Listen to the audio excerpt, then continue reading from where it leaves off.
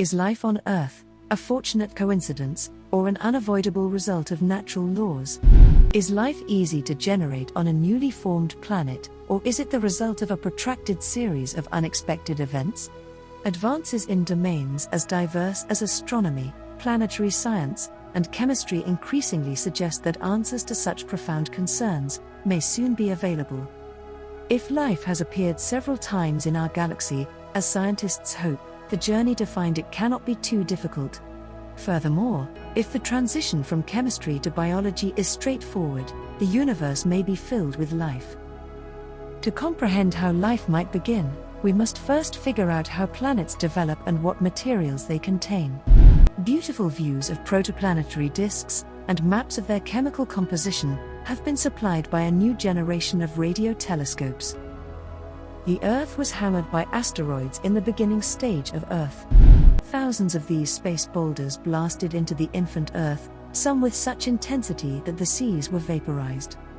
They mostly come from the asteroid belt, which was disrupted by the solar system's larger planets' shifting orbits. The pockmarked surface of the Moon, which did not escape the bombardment, bears witness to this assault.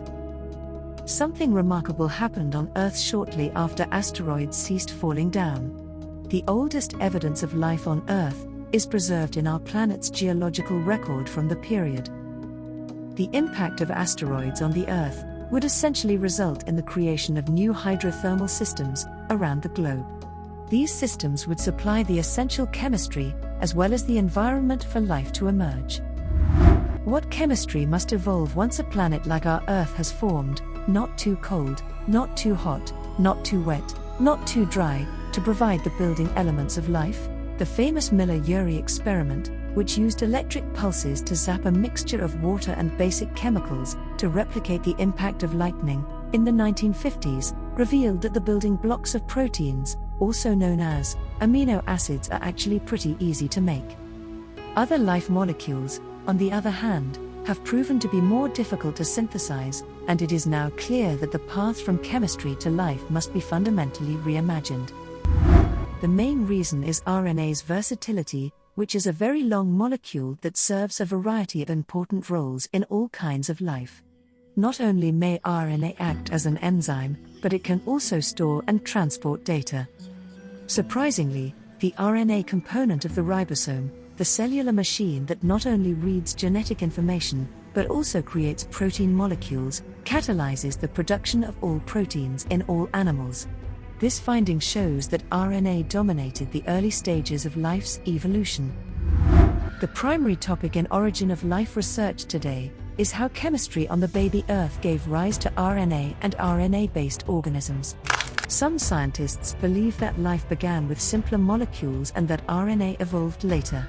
Other researchers, on the other hand, are attacking the origins of RNA head-on, and fascinating new theories are reshaping this formerly sleepy corner of chemical science.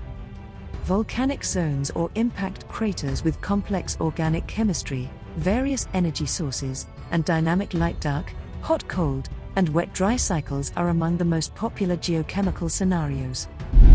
Whether our sort of life can only be generated through a single conceivable process, or whether several paths from simple chemistry through RNA-based life, and onto current biology, are possible. Others are looking at different aspects of life chemistry, in order to learn more about the possible diversity of life out there in the universe. If you like the video, hit subscribe and share it with your friends. Stay tuned to Explified and check out the other video related space and travel on our channel. See you in the next one.